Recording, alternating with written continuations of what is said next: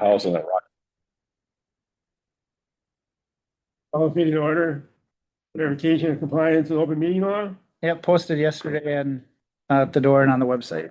roll call. Yeah, Krofi, Yes. Zinsky, Yes. Bose, Yes. Schaefer, Kraus, Yes. Moore, Yes. and Tofar. Yeah.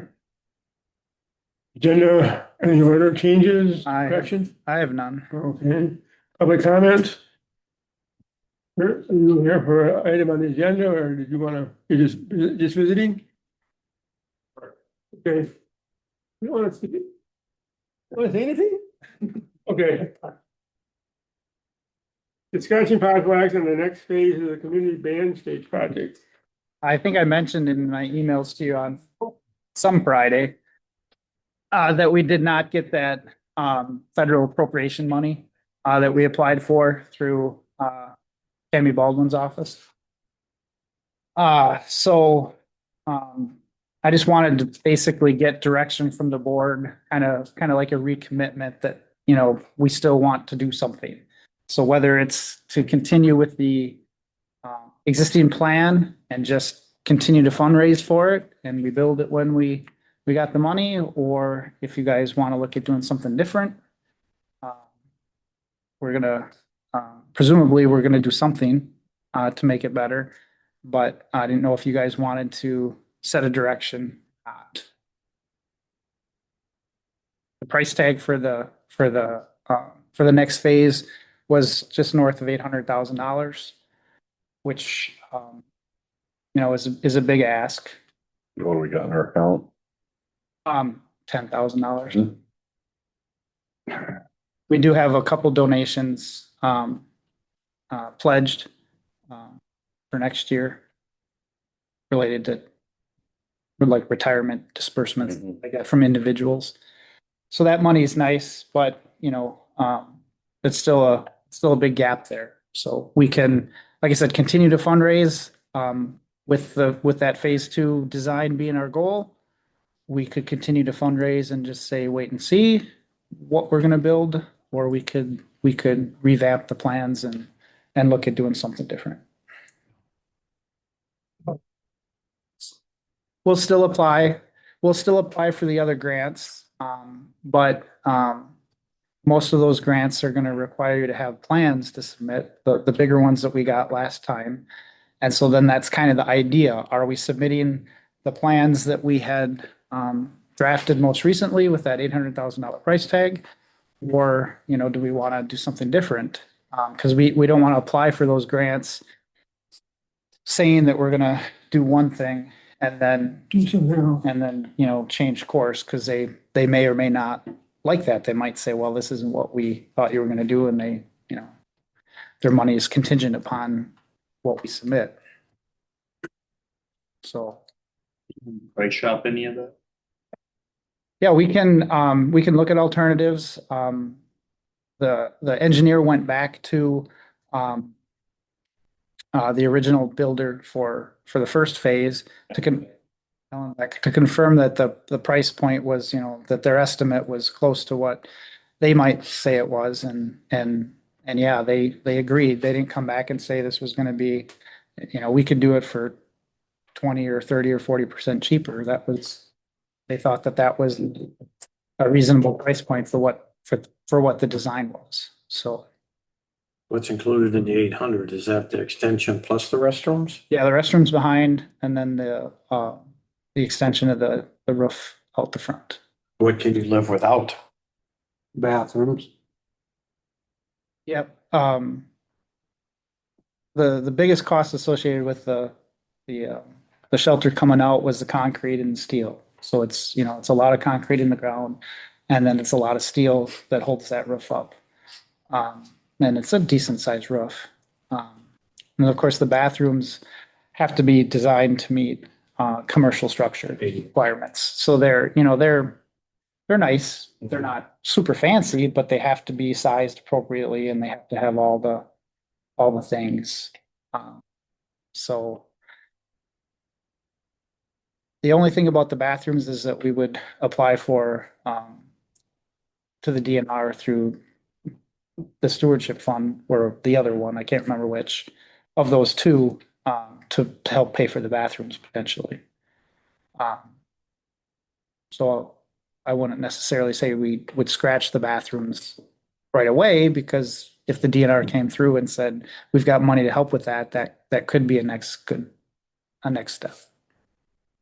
The only other thing to remind people that about the bathrooms is if we do intend to ever have events when the lion shelter and the meeting room are both booked, then there are no dedicated bathrooms for the shelter, for the band shelter. So, Yeah, right. yeah, But I think if we want to keep advancing on this thing, I think we have to be flexible to separate that. yeah, we definitely can.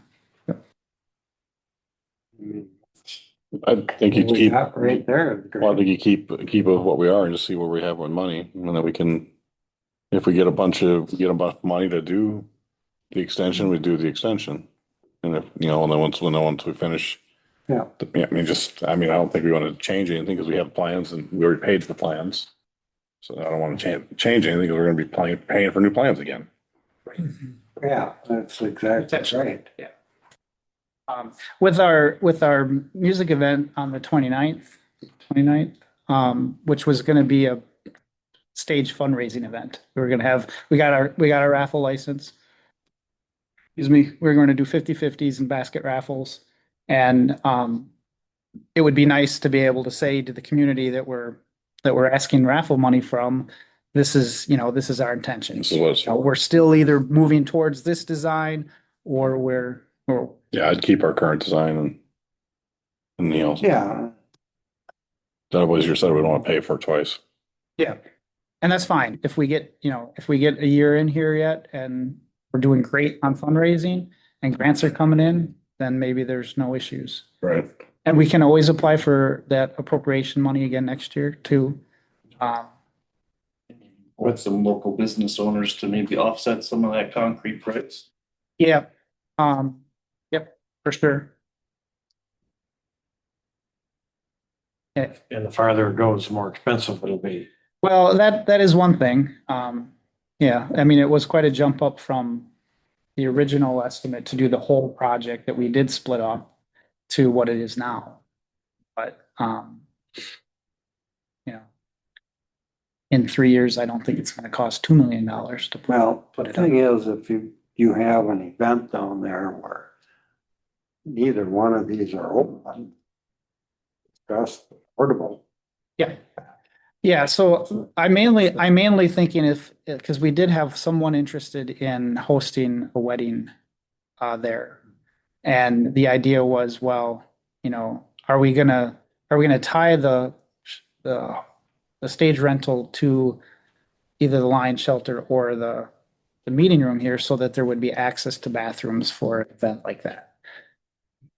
Which we can look at it, and, we can look at doing that. And if someone did want to rent it for a specific event, we could have that conversation. Like for our events, the Music in the Park events, we won't rent out the shelter, or I mean, the meeting room, or there's lion shelter for those events.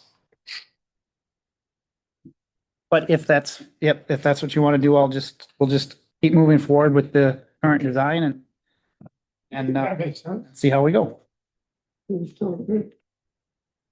Number 7, ordinance 26-3, ordinance to update the shooting range rule.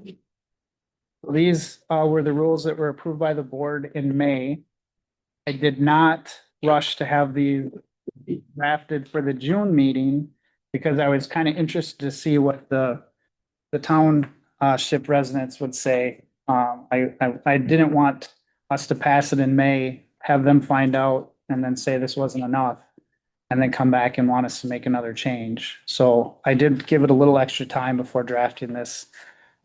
Coincidentally, I talked to Mark, is it Schifferl, yesterday, and he was very happy, especially compared to the way he was initially. He did give Jeremy a lot of credit. He thought the leaves made a huge difference. I told But it was kind of funny.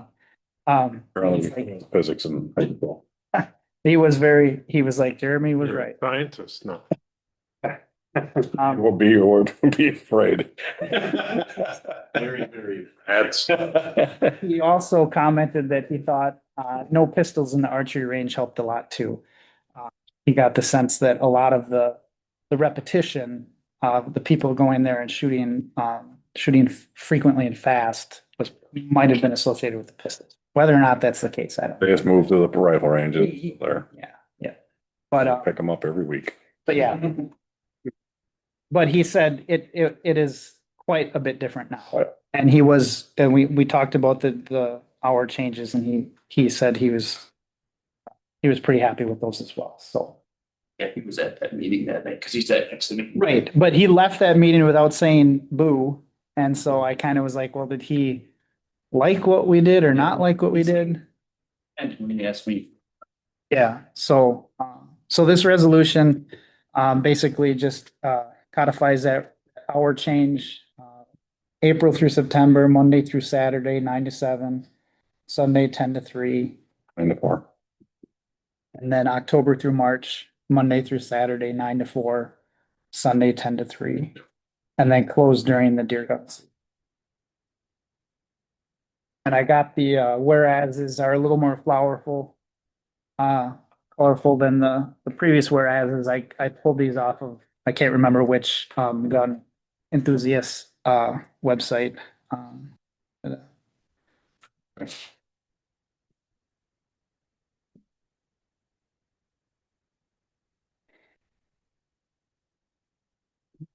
Don't need action. We would, yep, need I'll them. make a motion to update the lease, the All in favor of ordinance. approving the revision of the shooting range ordinance, say aye. Opposed? Motion carried. Okay. Number 8, discussion possible action on a request Yeah. to update the lease agreement with Spencer Community Boosters, more equitably share electrical costs. So Becky saw the lights going up at the pickleball court and just called me and was wondering what we were gonna do about the electrical use. Which I don't blame her for, at least being curious at least. So last year we actually updated the agreement to have the village pay for the first $75 for each month. And I realized I printed the wrong one here. I had draft language down here that I must have got the wrong copy. You'll see over the last 6 months, the average cost to run the Arc Park electricity November through April was actually almost $88. And so our SCB was not in there at all those months, and they're already running at a deficit if we agreed to pay the first 75. So my recommendation was to have the village pay the off-season amount, whatever it is, whenever SCB is not in there, and they're usually only in there from June through October or November. Well, they're not really there in November, I guess. We shut the water off in September, but like last year, they did a little remodel stuff, still cleaning in October. They're in there in May, aren't they? They can be, but this in 2025, they did, there's obviously no electrical usage there in May above normal. What are we running down there that's getting us a bill of $66 in January or 87? That's just the regular. Why did it go from 91 to Meter charge. 81? Because a meter charge is $25 for the meter head. So what the hell's running down there that's running that hard? Are freezers plugged in, or are those the high pressure sodium lights that are on down there? No, none of the lights are on unless they turn them on. I thought those sodium lights were on all year round, Like a nightlight. like a night light. Yeah, Maybe. Like, I think that there's lights in the park. Buildings. you always see. Looking a lot in the lights, there's the high pressure sodiums. It could be, yep. And so is that those lights, or they have freezers in there and stuff running in the off season? Well, they have freezers, but not in the office. they shouldn't be In the off season. running. They're So Yeah, they're empty and nope. Yeah, it's just wild that, I mean, It is a decent amount of money. huge amount of difference in January and Yeah, nothing's on. yeah, I don't understand where all it's coming from. Well, do we own the lights?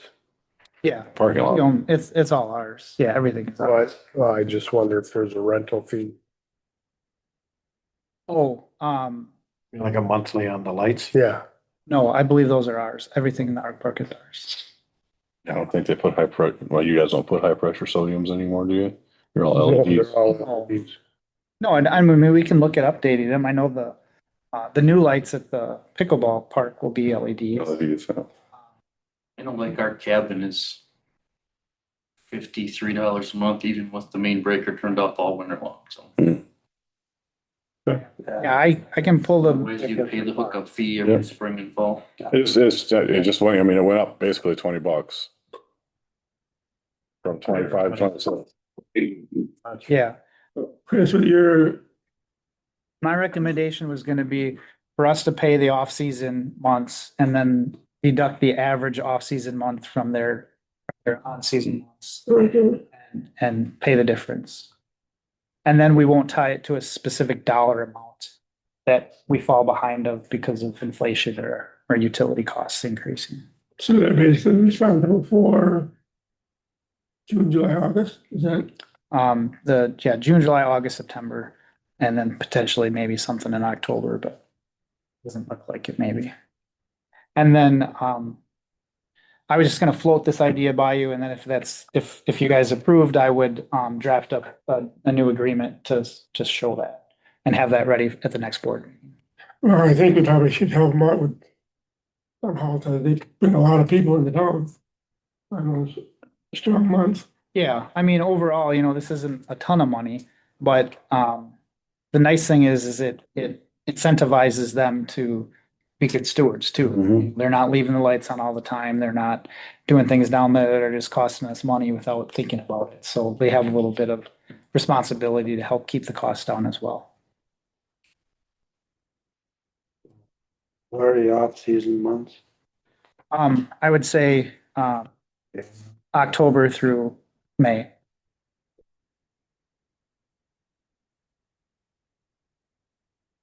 The pickleball lights, like, come on when it's dark.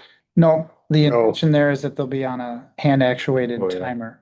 So you'll turn the dial, the lights will be on for a half hour or 60 minutes, and then they'll shut off after that. So the cost to run those pickleball lights should be pretty darn minimal.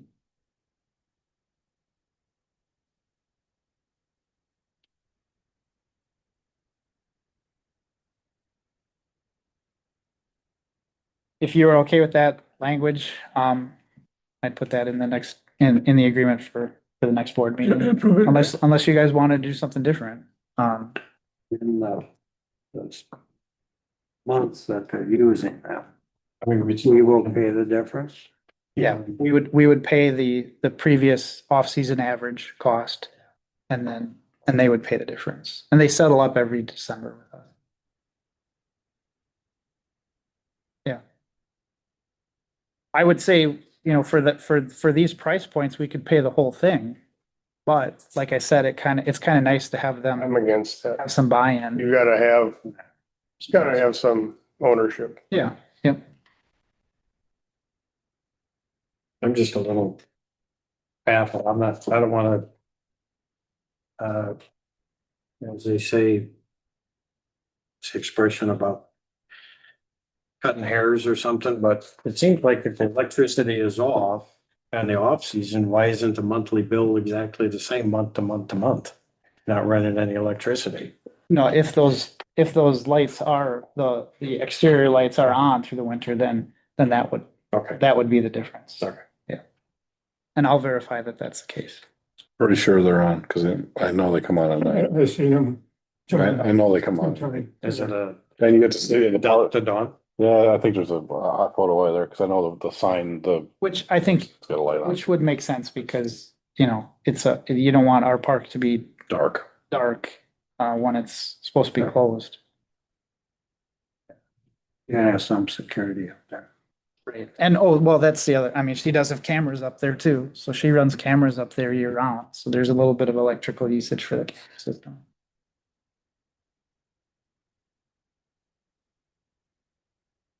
Well, another new job, he's retired. Yeah, so this, we did do the, If you wanted to have action, then I could, draft the agreement up next meeting.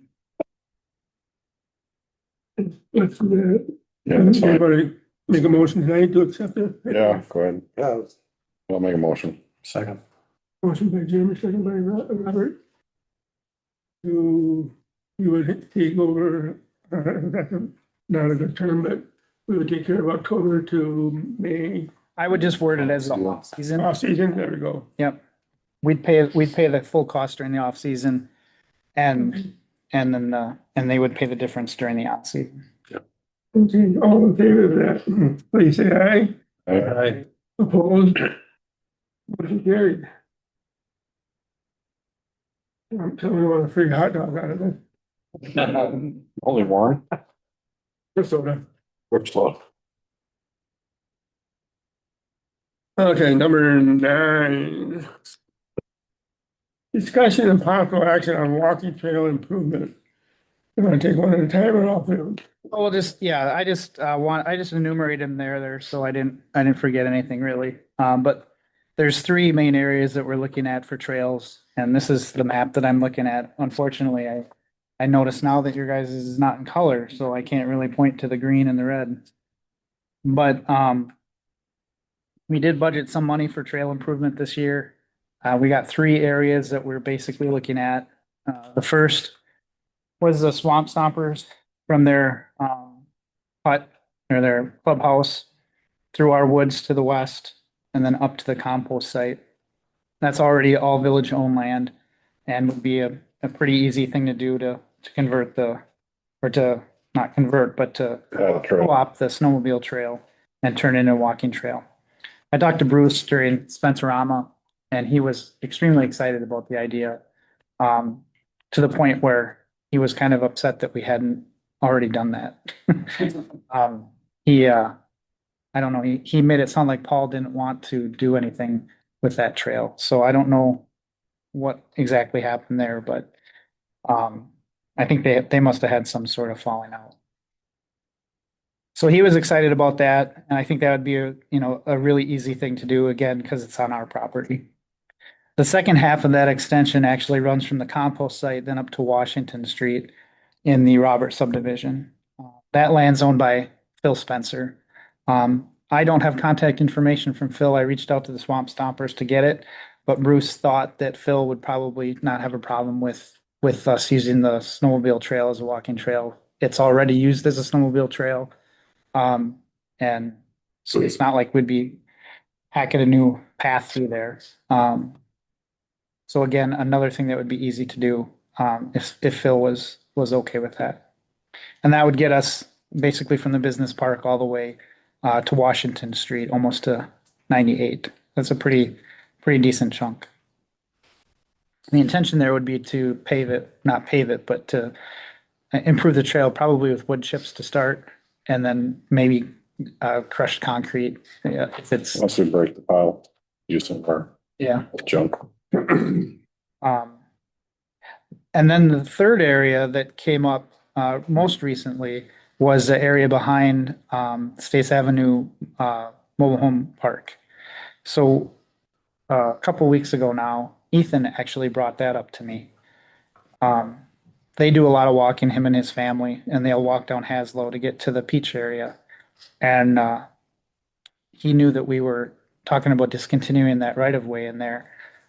We haven't actually gotten all of that done yet. And so there is the potential to not discontinue. We could still discontinue it for the purpose of a road, obviously, but maybe we could consider adding that to the trail system. There's a 15-foot right of way back there.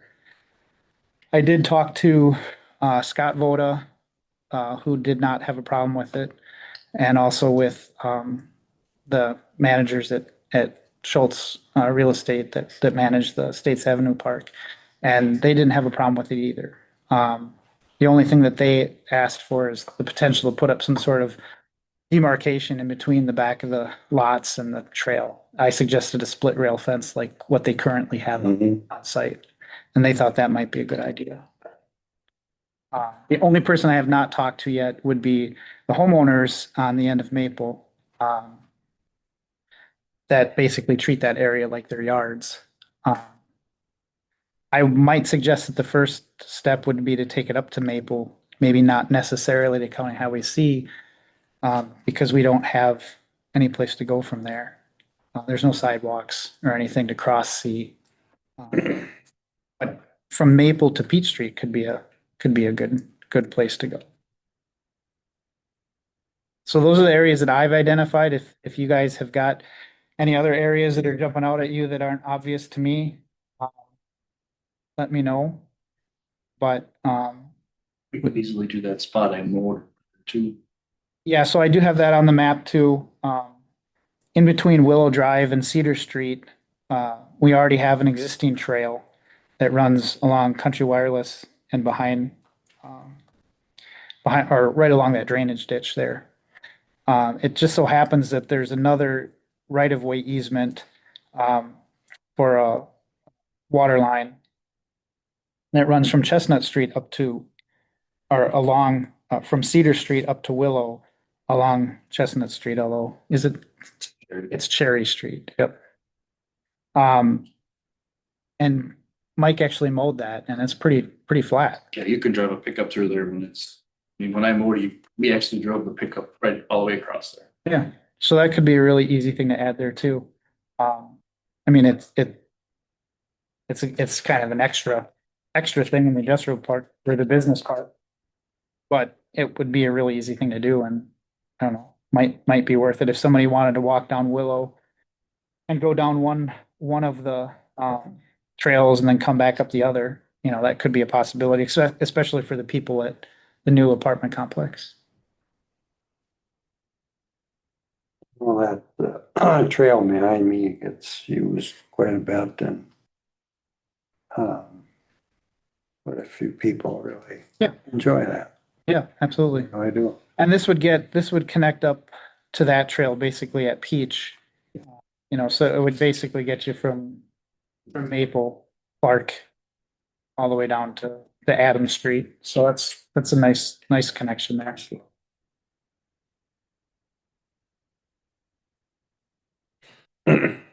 So I would say we could develop the one on our property first and then reach out to Phil and to the other property owners along the Haslow, Maple area, if that made sense. Yeah, definitely develop the one behind where it terminates in the cedar through the holding pond there. Yeah. To get you around. Yeah, that trail in the business park already terminates near that pond on I mean, it's right at on the pond. north side of Cedar. So, yeah, people walking down there can get all the way to Throw a little, Roberts or, throw some chips or something next to the holding pond and let it tie back together. yeah, Yeah. Yep. or even, Or gravel or or whatever. even just signage too. So, yeah, People are gonna walk, across they're the gonna walk. grass. Let's Yeah, see where they go first, maybe. take the dog down, so you chase the geese.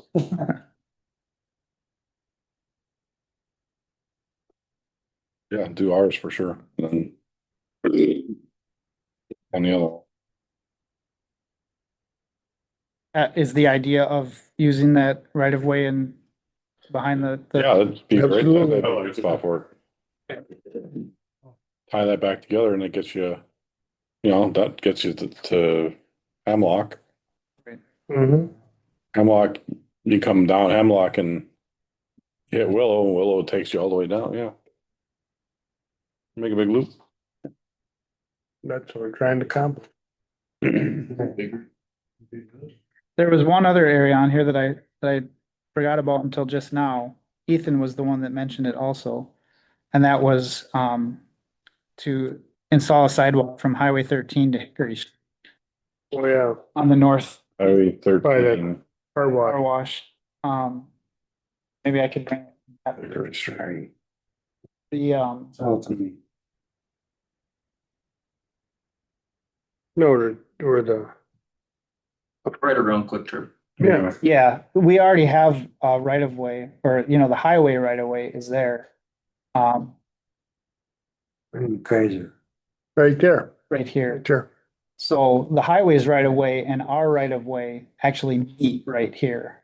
So let's, So putting in a path to connect here, could be a nice thing for people that are walking, I wouldn't think it hurt anything. they don't want to walk the whole loop, but they have a way to get from here. That's the way Ethan says they walk a lot right now. And, they cross there a lot, he said. Yeah. But once you put a trail in, then more people will. Yeah. They can't. Yeah, so I just have to reach out to, the county and DOT to see if they have any problems with putting in a sidewalk here. Pull that one. I don't know. I guess, I think we should. pull that. That one, I think. Everything else. That's the before that one. Well, cause that's, if it's poured, You don't want it to look- and we can clean off then too, absolutely. when we do You 13. don't want it to look half-assed because it's Yeah. highway there. Yep. Right.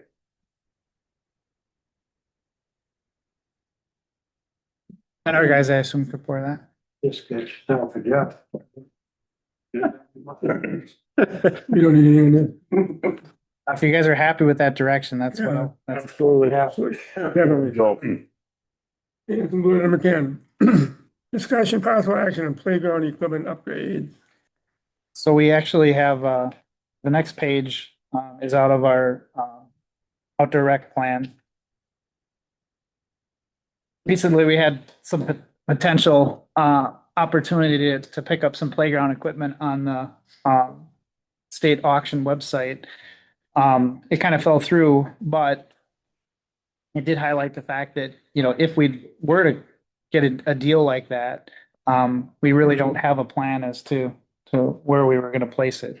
So I just thought it might make sense, since we did budget some money for playground equipment this year, to decide where we wanted to spend either that or, the next big purchase for a park. So this map here, has some green circles in it, that are representative of the service area around each of the playgrounds that we have in town. Micro parks or bigger parks like Art Park and Lions Park that also have playground equipment.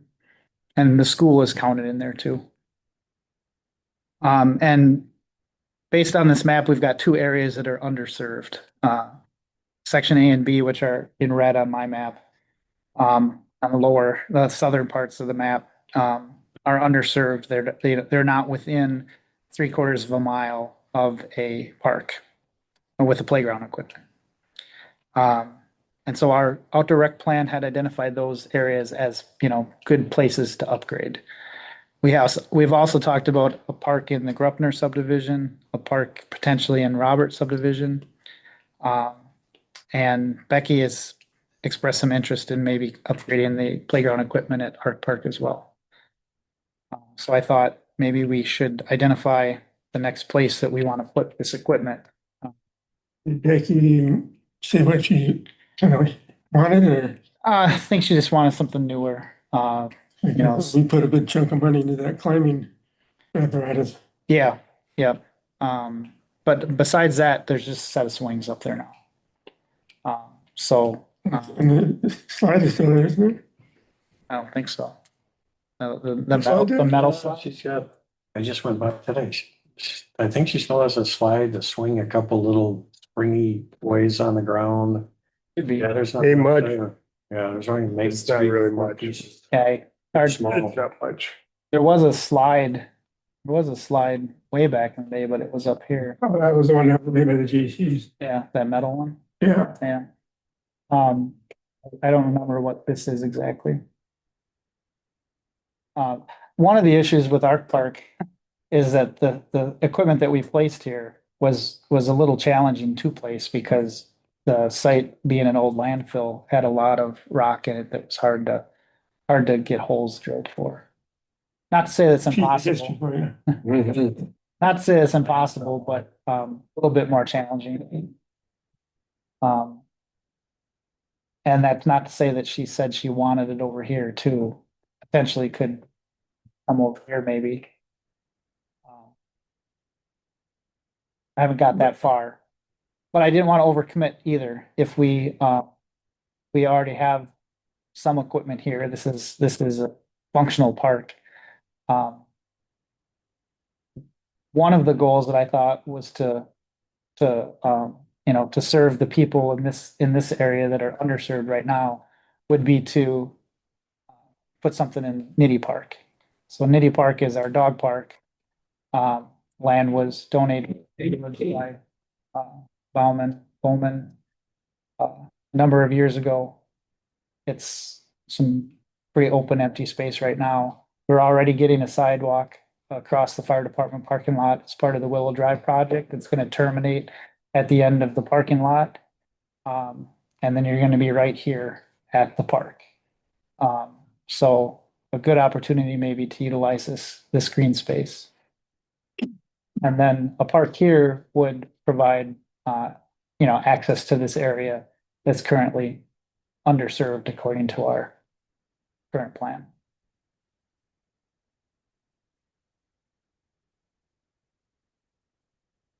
We could put a park in Gruppner's, but that's probably a little bit premature. We had identified this lot here as the lot we were gonna put a park on, but that really wasn't an ideal spot for a park. And because we're building out on Cobb Street and Dove Street next, we probably don't want to put a park over here when maybe a park more centrally located in the subdivision, especially closer to the apartment complexes, might make more sense. So I would say a park in Gruppner's is probably a few years out. Similarly, a park in the Roberts area might be a few years out as well. He's going to develop these lots here. And then, of course, the only land that we own right now is next to the water plant. It'd be a pretty small park. So, there might be some negotiation. Big field right here.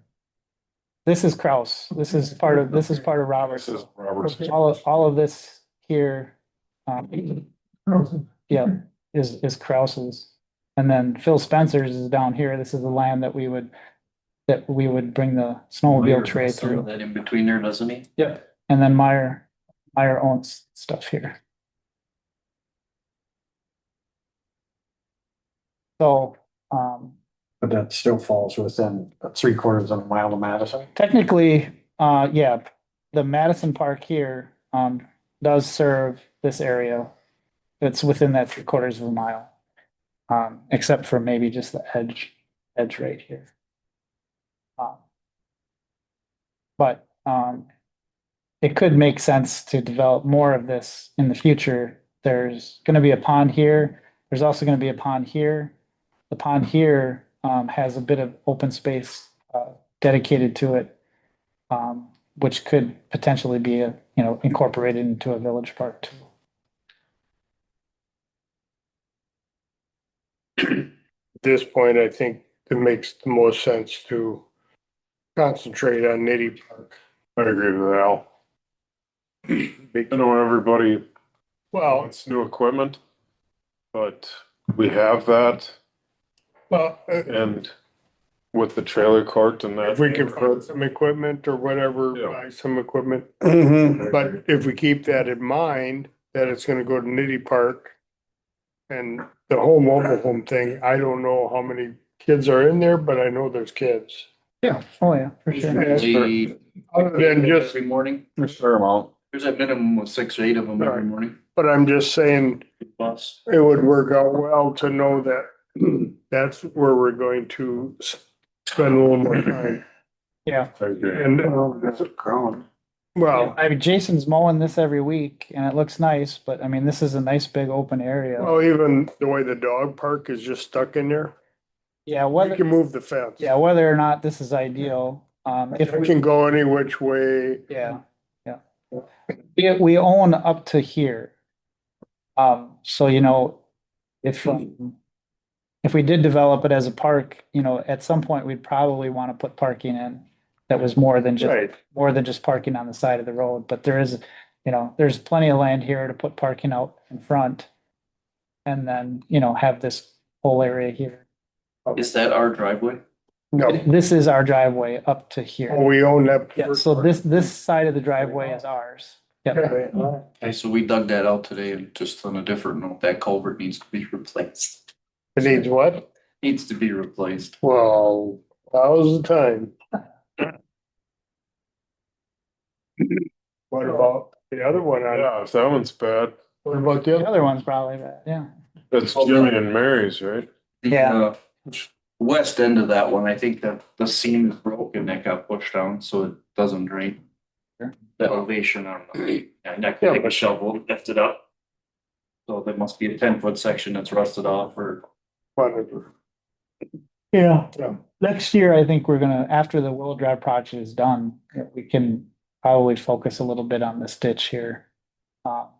We still have some drainage issues on Park Street.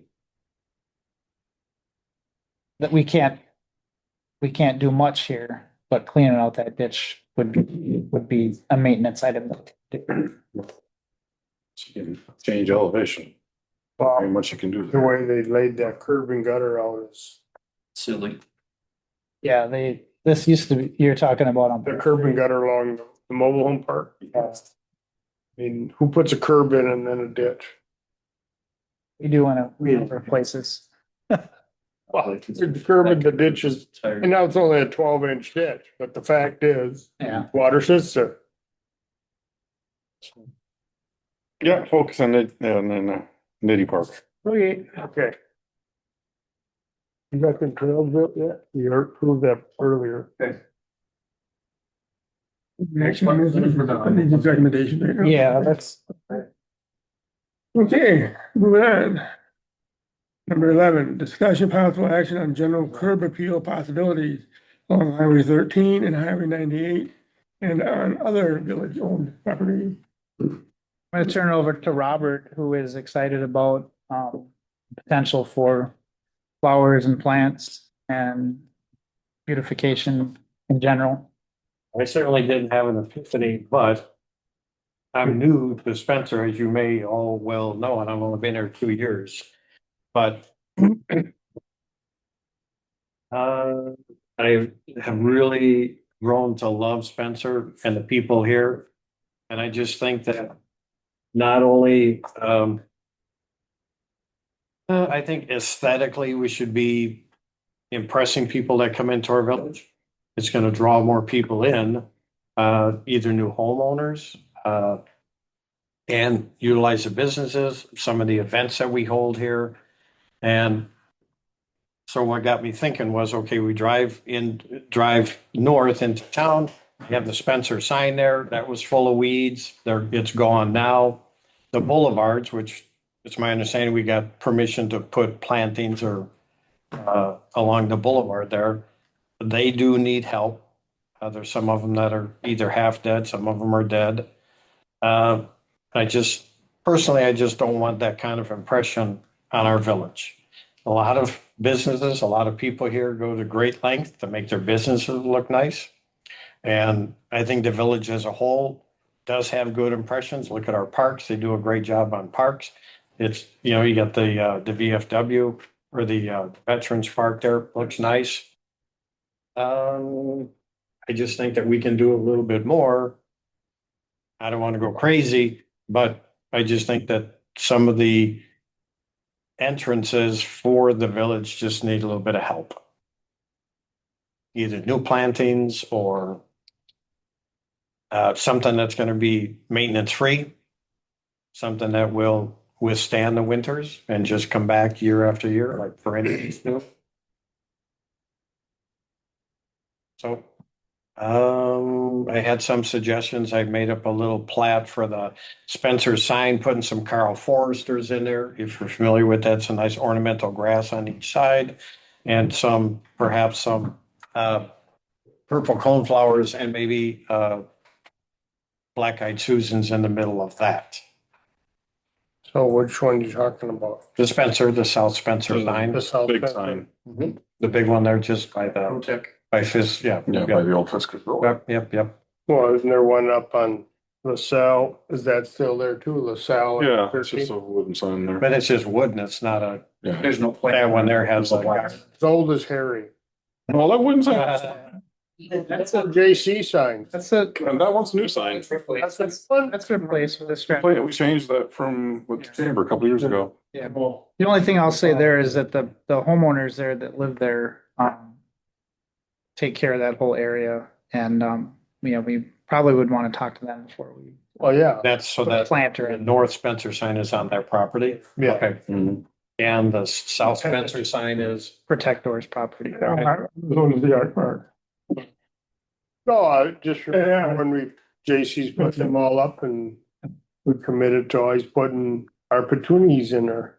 Petunias. That's what we planted, petunias. They lasted forever. and another thing also was, can we move forward to a degree, some degree on, is that Clark Street? Is that our main street is where the businesses are? That's Clark Street? Yeah. Okay. it's Clark. Okay, because, I know. to think about Main Street. Main Street's one block over. Yeah, exactly. So, and the subject of pots or not necessarily hanging pots, because they do make nice pots that are on the ground where people can reach and you don't need a pump to pump the water up to the pots. I just think that somehow we can come up with something to make downtown, albeit it's very small, just a little bit more attractive. Whether it's, We do have a couple of Well, planters. A big. right in front of Spencer Kids Group, you've got one, and then Historical Society. I don't know that there's anything on the north side. all of those planters are being used. Now Mary's got everybody using those planters. For Main Street, or for Clark Street there, the only thing I can think you'd maybe want to do there is maybe, and this is gonna be a capital investment, which is a dirty word because we don't have any capital. Is, some banners. You do the banners like other communities do. But again, that initial cost is insane to put them up. Every year, people could sponsor them and that's fine, because that's paid for, but the initial cost of Yeah, putting those poles up is. we used to have banners, the old all banners. All banner, yeah, but like if you like Marshall has, they have the two-way banner and. Yeah. Like someone will sponsor one for the year and at the end of the year they take the banner off. Put those up last year for Spencer. Yeah, we did them one year for, Problem with banners is they don't last for, Well, they don't last long, a year out of them and, they fade and and that was something I brought up to you, Chris, before. For like the winter time, and that was something we were talking about was the cross lights for, at the both sides of 13 and the front and the back ends of town. That kind of demark the village, but now we got to put poles in right away and string that across there and get power and all that stuff. Decorative type. Loyal, Lights, like light up. Christmas lights. Christmas lights. yeah, Loyal crosses Highway 98 in the middle of their town with the banner and lights. Oh, okay. They just mounted it to a couple buildings that were there. Yeah, but where we are, we'd have to get some poles, put them in, get power. Well, the problem, Robert, with adding flowers is maintain them. And you know that. It's like, but if we got dead shrubs out down here on Yeah, 13th, we should I get replace them. yeah, I get that, I have no problem replacing, but adding flowers like we used to have would be wonderful. If we Just still. get They're gonna find the volunteers. Yeah. we gotta make. I understand that. Yeah, we don't have Yeah. an active gardening club in Base, town. base. Right now, Mary. Mary's it, and she's stretched pretty thin. So that's why I was thinking, maybe we budget some money for signs. Or not, for those banner type things, and then people can, someone wants to sponsor Jimmy Mauer and get a sign out for a year and then put a generic one in the middle and then, or something like that. Sure. Cause those are no maintenance. Once they're up, they're up. Oh, right, yeah. Right. You do it every year is changing to things. We do have some money for decorations.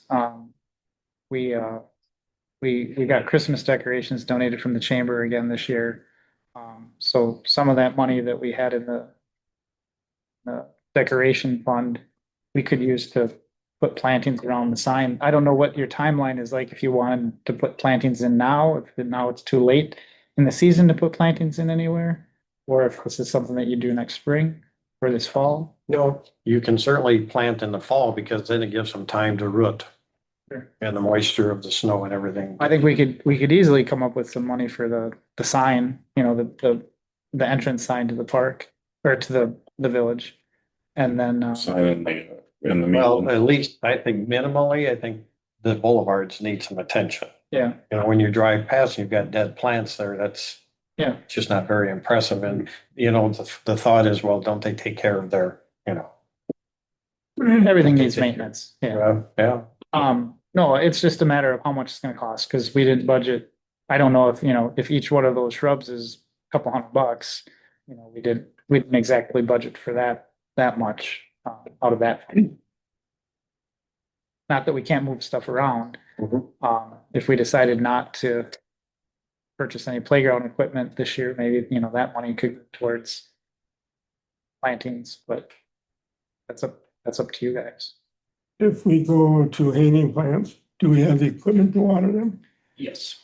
Okay. We have, if we're the ones doing it, the toolcat and the tanks that we use, we can water the plants. We've watered them with pickup trucks before.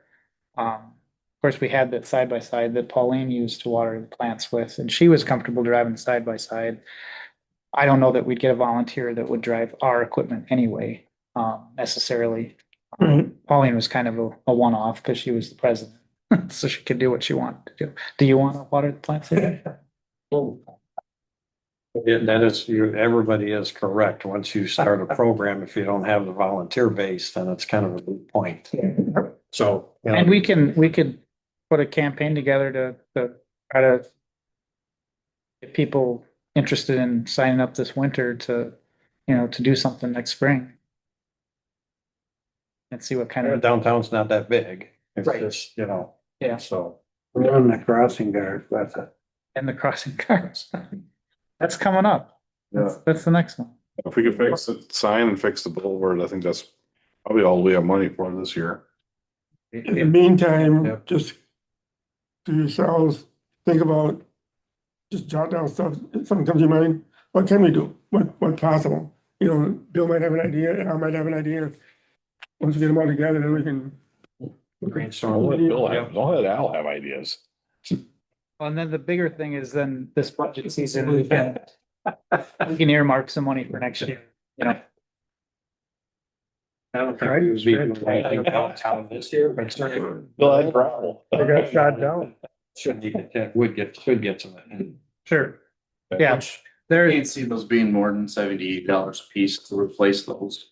yeah, We went to Ingles because we were there shopping for shrubs a couple weeks ago. I mean, $80 was a pretty expensive one unless you want. Sure. Just that. Do they know what is there now with those plants that are? I had got them and they were all supposed to be salt worthy, but I think this spring they just didn't come back. They were supposed to flower too, and I don't think I've ever seen them flower. Maybe we should get with Mary and get a little recommendation on. Yeah. Okay. She was involved in it with it originally. yeah, she helped. I think that last snowstorm didn't do us any favors.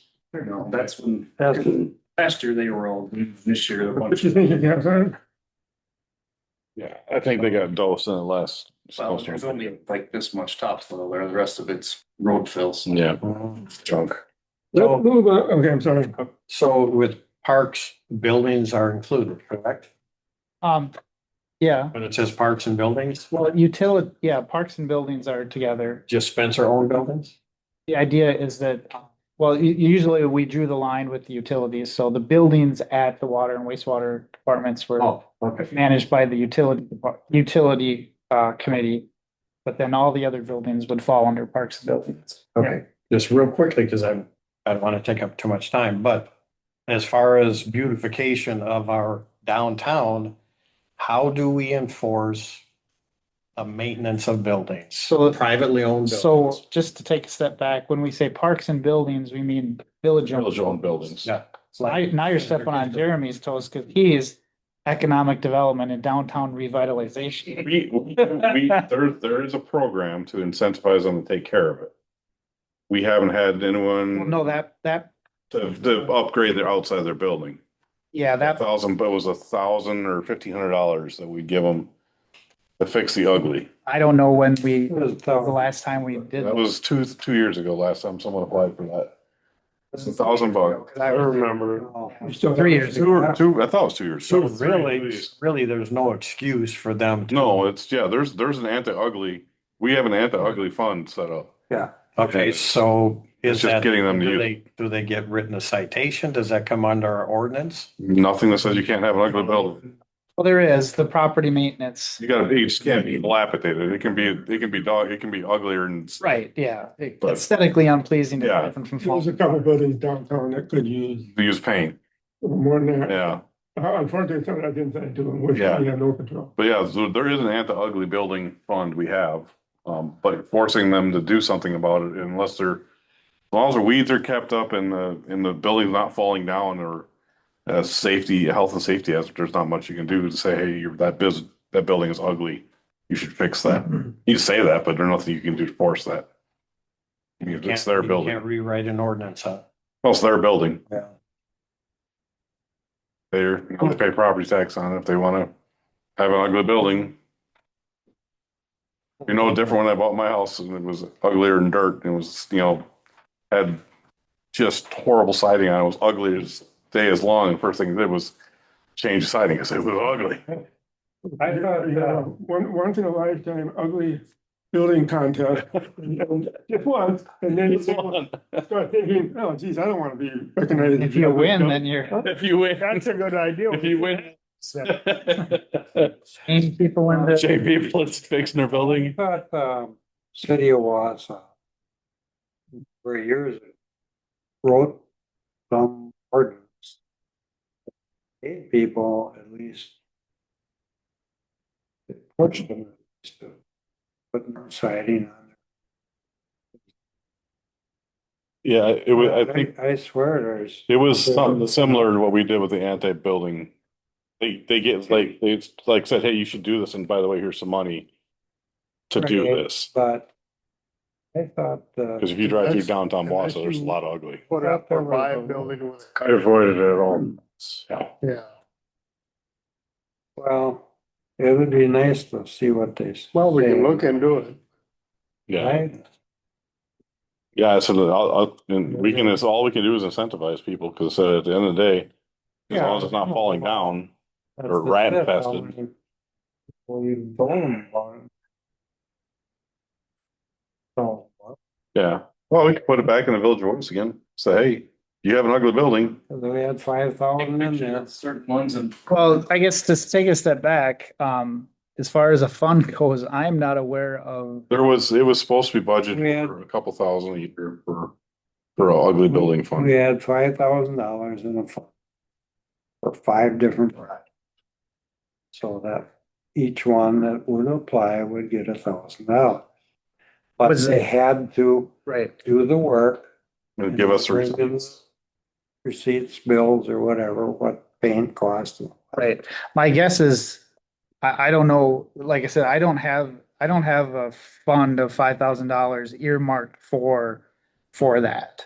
I don't know if maybe in any budget year, we budgeted money in that budget year to use for that. And then at some point, maybe we just stop budgeting for that because no one. We have, I know we. I know it was there. over. I know we talked about it. It was there for a few years at least. Sorry. It might have gotten missed. Well, I know I haven't budgeted for it the last 2 years. Well, in your transition, it might have gotten Yeah. missed. So, We'll but use it somewhere. somewhere Well, else. thought is that maybe, Yeah, public work. if no one was applying for it, why keep Right. allocating it? Well, we can, the next budget cycle, we can Look into put that it, back. sure. Because there was an anti-ugly building fund. Well. And with a catchy name like that, Name like Schmuckers. Yeah, let's move on. Number 12, discussion and possible action on village sidewalks. We're gonna talk about the TAP grant and safe route to school plans and the sidewalk condition assessment performed by Census Public Works. You want to start this one out, Max, or what do you got to present today? Background, we did hire Town and Country to be our engineers for the TAP grant that we got that pays towards, our Safe Routes to School plan.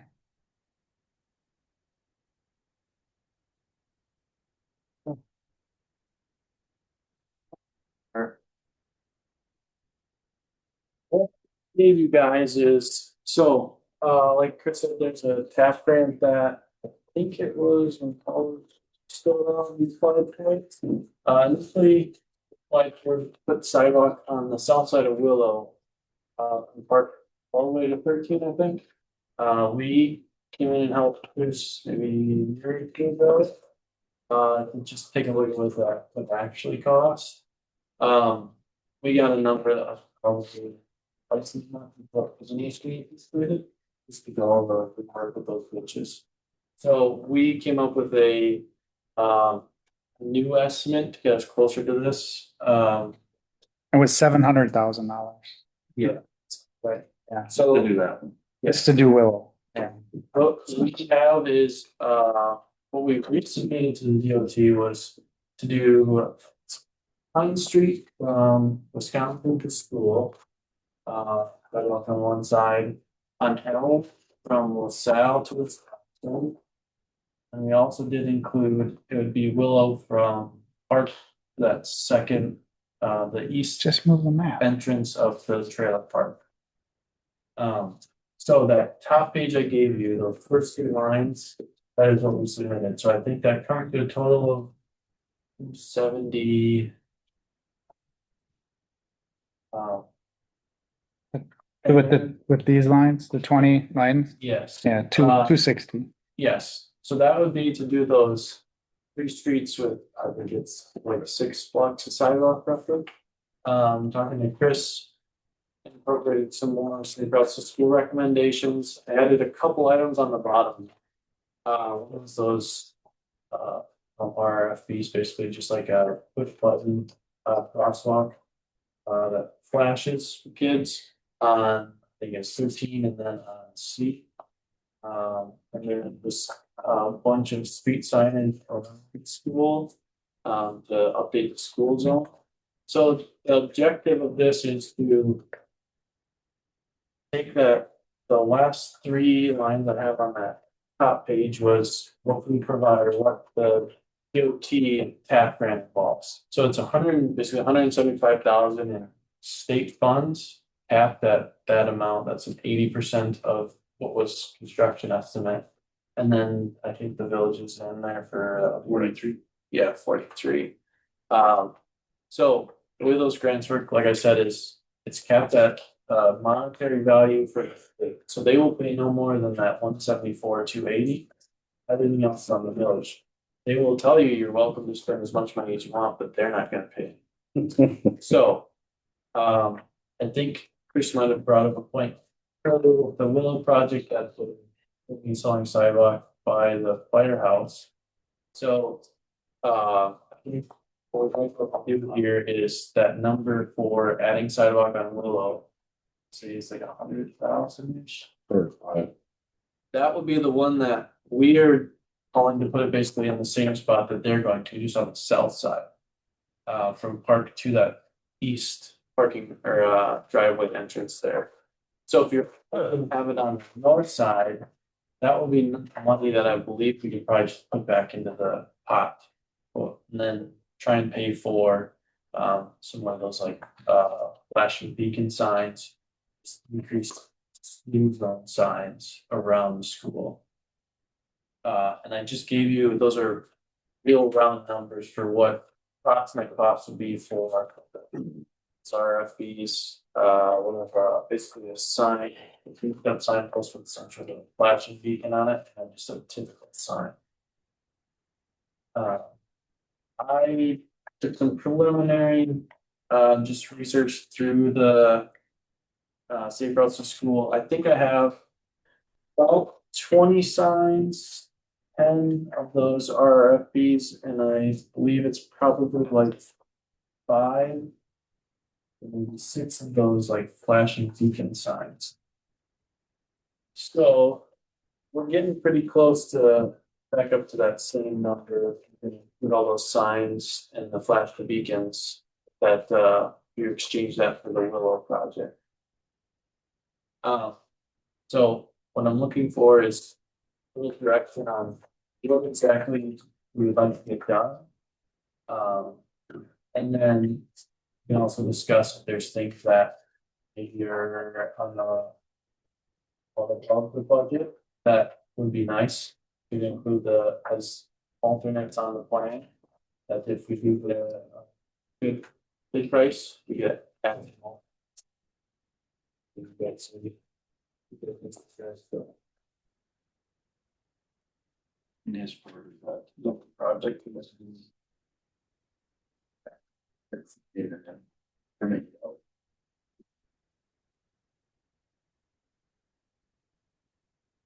I thought probably a good place to start would be to maybe hitting pause on the Willow Drive section. To see how that shoulder turns out after this project is done.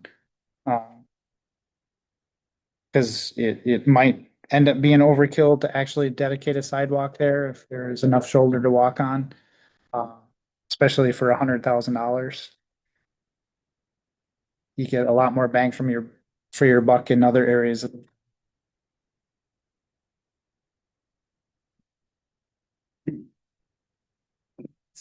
It's supposed to have a paved shoulder. Yeah. Yeah. It Like it was before. Yeah. Actually, it'll be just as fun. Not sure about this Elm Street sidewalk. Like, So if you go back to the blue sheet, what is that? Oh, yeah, if you go back to, well, one of the blue sheets, I guess map 6B maybe. The original plan in the Safe Routes to School plan was to use Elm Street to get us from LaSalle to School Street. And so that sidewalk was going to be on the north side of Elm Street, all the way between LaSalle to Wisconsin and then Wisconsin to school. There were two issues with that sidewalk being placed there. The first was its proximity to that curve and traffic visibility as you approach that intersection, especially from the north, and being able to see kids crossing there. That's not the safest intersection to cross, although things have changed a bit since it's one way each way now. That's helped a lot. The second thing was it was quite a lot of encroaching on the Elm Street segment between 13 and school. That was going to be in a lot of people's front yards. mm-hmm. And then the third thing was that's the main bus route and the main car route to the parking lot by the football field.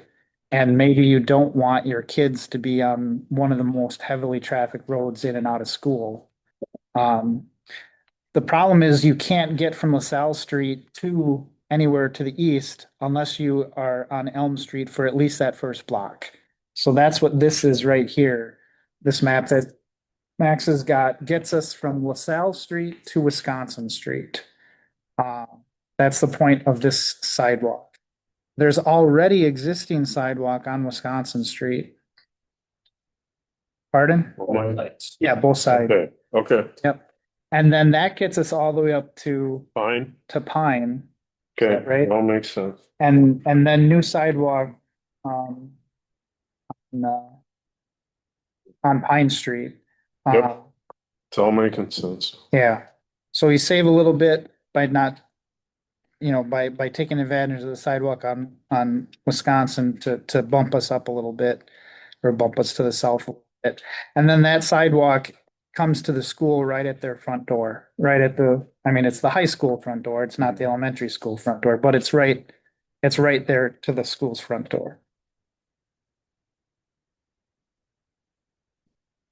Still involves a bit of new sidewalk in people's front yards where trees, yeah. I don't know if there's any hydrant issues on that side of the road. the whole point was to follow the safe route to school plan, which was to try to get kids on this side of town to walk, to give them another way to walk across Highway 13 without having to come all the way down to the lights on 98 Not cross the tracks any place they felt like it. and not just cut across the tracks also. Yep.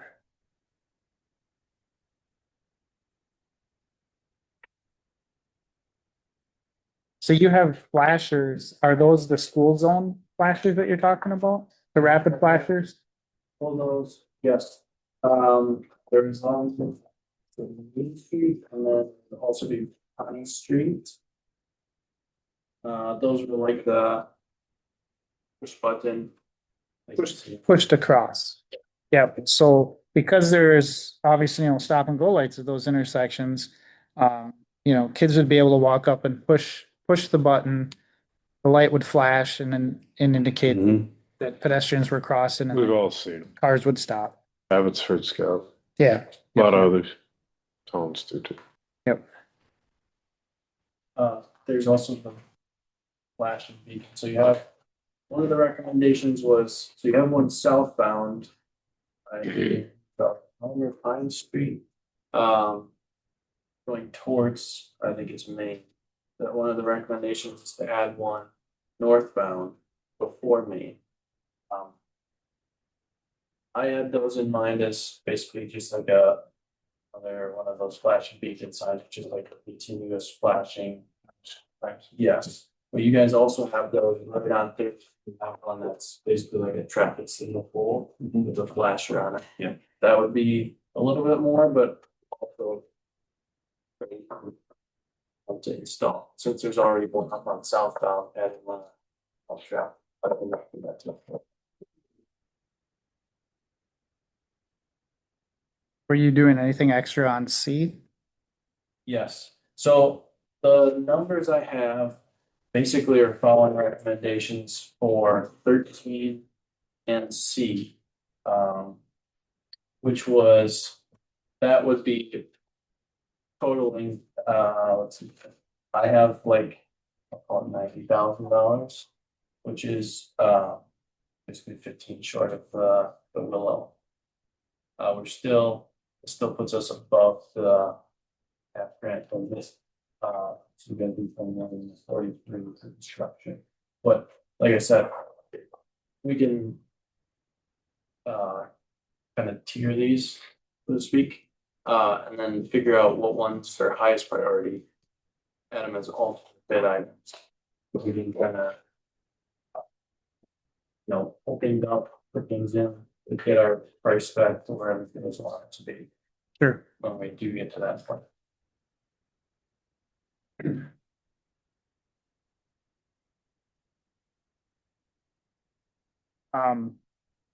Did your signage include, so the recommendation was to make it a school zone, basically from Douglas, to pass Haslow. Right now, we only have a school zone that's technically marked just on either side of Haslow Street. I think we had a sign that was closer to the intersection, to the lights at 13, but maybe it failed. Can't remember. Never had one there. Yep. So the idea was that to create a school zone that would cover all of that area between basically Highway 13 and Haslow Street. So the signage would be, yes, all the signs would be to create that school zone in those two green dotted lines on that 60. Yeah. Yep. 13 and then on Clark Street. And in the school zone, when the lights are flashing, it's 15 miles an hour speed. Yeah. So then the other recommendation from the planning commission was to consider that on Highway 13 as well. I don't know if you guys have thought about what it means to have because currently when the flashers are flashing on Highway 9 on 13, that's not 15 miles an hour. No. But that was the recommendation of the Safe Routes to School plan, was to have that area be 15 miles an hour as well, which that's going to be a heck of a bottleneck. That's gonna be a hell of an ask. Yeah. People can't even abide by the sign that's there today. Yeah. But the idea, yeah, was to keep Keep them all keep uh, um, the zone, the school zone. But then maintain it at 25 miles an hour instead of 15. Yeah, And according to the map 6B, you've got a school zone south of 98 as well.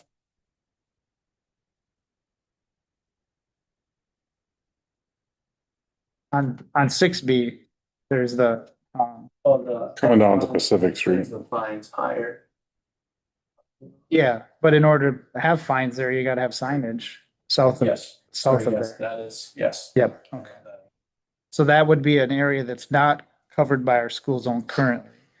Would literally be the intersection all the way to Maple Street. I don't know if you have any thoughts about that or not.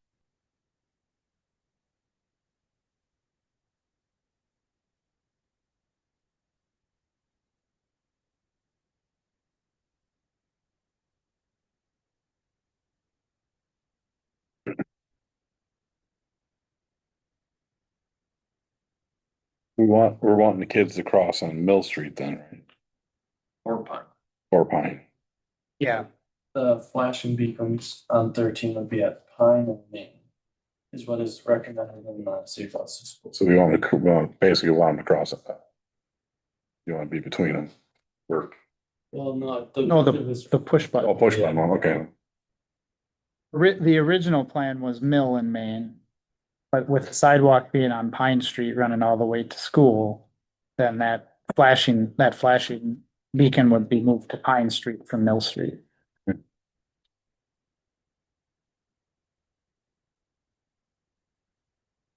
No.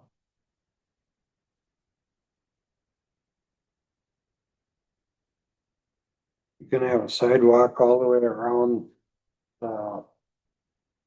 Veterans Park too. Is that included in this plan, Man, in your plan? It's not currently. So that was something that we did add to the plan. It was a recommendation of the plan writer, Fred. Excuse me, as something to consider. And Because sidewalk going to Veterans. now it's a dead end at the Right. Veterans Park.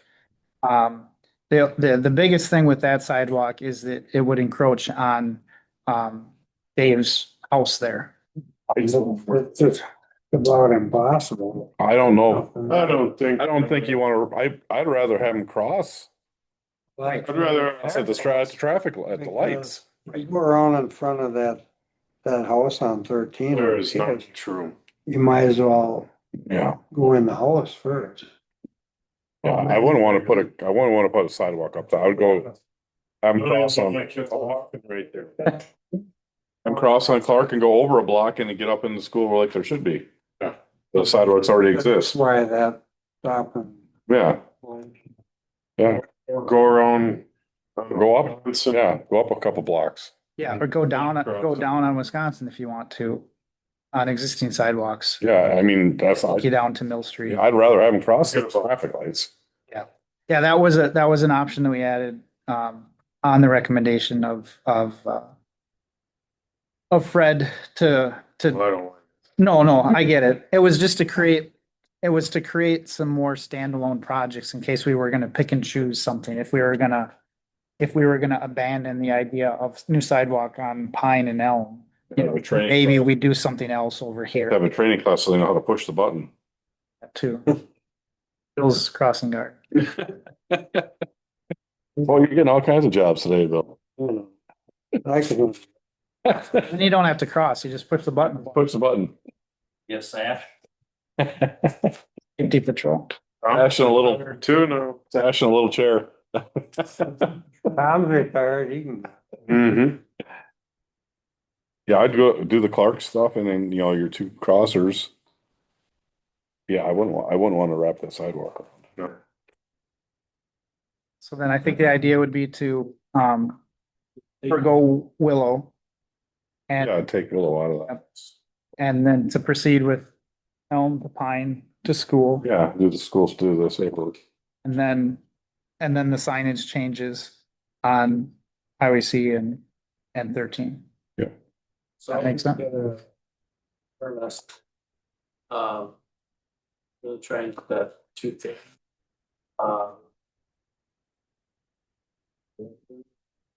$40,000, and then we can talk about alternates about that. Sure. The high variable fund. Sounds good to me. Makes sense. They take some money and put it in the veteran, two parking stalls. Yeah. A whole nother conversation. Yeah. But it could even stop and visit. Right. You know, the current operators of the saw shop don't mind if people park in front of the building, do they? Bitsy, no. Oh, they don't care. People there, but people don't know that. There's space there. You could slide a You couple know what I spots mean? in there. But nobody wants to put any signage up and say, you know, these stalls are reserved for. Yeah. Visiting. Has anyone asked them? They'd be willing to do that? I know Bitsy. Good, Dave, well, I don't know. but I know Dave did, right, Dave had some issues. last time I talked to Jeremy Young. Jeremy, That's how I'm. he didn't mind them parking there, but he did not. Yeah. Signs. Okay. Okay. Which is, yeah, it's like, Let's convince him to put up a new building in the industrial park. We buy that building for parking. Well, that was your initial plan. He's calling at me. are we gonna buy the building? Cause then that'd be, No. That was the initial plan when they did put that park there. That Was gonna sell the building. business was gonna go out, nobody thought it was any big deal, oh, and eventually we could probably get that. Well, if you can find the whole script Yeah, man. plan. the whole site would come down for parking, the whole bench. Eventually, that's why they thought, well, put it there. We got food. Oh. They couldn't put up a building like that in the business park and make it worth our while. They don't need a $500,000 building. Right. Exactly. And then as far as our sidewalk assessment goes, Mike did complete that this spring. Basically, what we're looking for as direction from the board as to how hard to push on sidewalk repairs. Someone- Picture here. There was another section of big papers I had here that kind of explained we did. How we came up with a grading scheme for the sidewalks. And then some pictures to show you kind of in general what those numbers meant. So Mike went out and identified all the defects in the sidewalks and documented all the ones that you know that had things that needed to be fixed.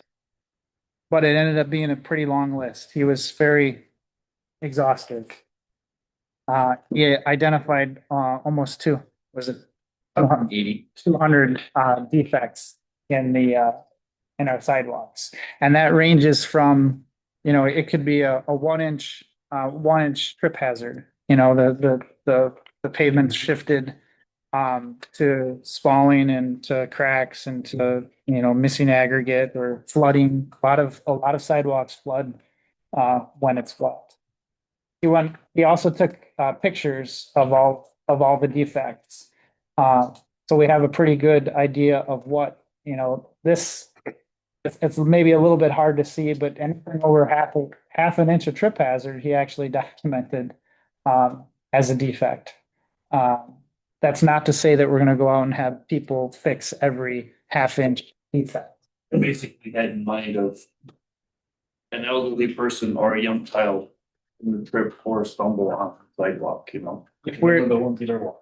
Yeah, if we were gonna follow it by the book, by this, what Max would probably recommend these would have to be passable for everybody that would want to use it, including, elderly and handicapped. But, it's a big ask to go through and ask residents to replace, one whole segment for something like this. So I guess the biggest question that we had for you guys was, how aggressive do you want us to be on sending out letters, identifying defects and telling people that they have to fix these?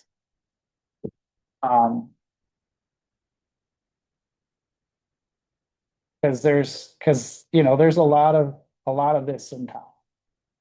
200 and some pictures. Thank you. I realized I started getting my shadows in there. I had to shoot for them. I want to see. The This rule might be for a manuals would be question. always shoot from the, Do our residents know that they're responsible for sidewalks? some of them, not all of them. That's part of the issue is Yeah. that they don't know who is responsible for what. Um, And that would be probably the first thing to do is notify people that, So that section there is all gonna be replaced already. That's over by Jeremy's. Mhm. So they went to put the new gas line, split it right down the middle. yeah, they would, the gas line or the sidewalk. That whole section is kind of no. Yeah. But there's a lot of other stuff, Missing. a lot of other stuff out there, this was also a gas line split, over by Haslow, Yep.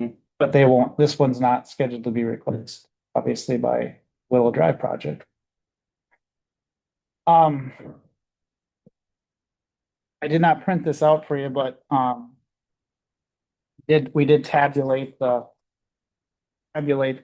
defects. Sandra wrote up Mike's handwritten notes. And, so I sorted them by, defects or grading scheme, I guess. And there's probably, there's probably at least a couple dozen segments that, would be replaced in their entirety just because they're so bad.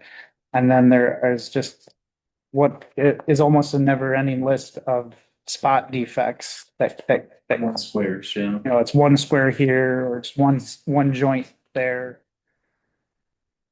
And so, my recommendation was going to be for us to start out, slow.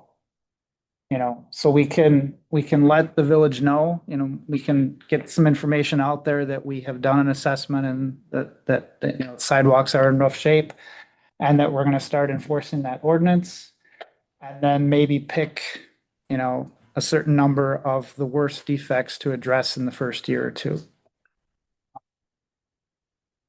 We could get some resources too, because some of them can be jacked. Some of them could be jacked, some of them could be ground. Ground. Some of them can be maybe mortar, although there was a picture of somebody that tried to mortar one. That didn't hold up very well. Basically. But, and I guess, that's what I'd say. You start there, start at ones. Yeah. And start walking them back and say, hey, your sidewalk's totally well, I guess, smoked, we're, yeah, we want you to fix this thing, we'll have, next year, you gotta fix this thing somehow.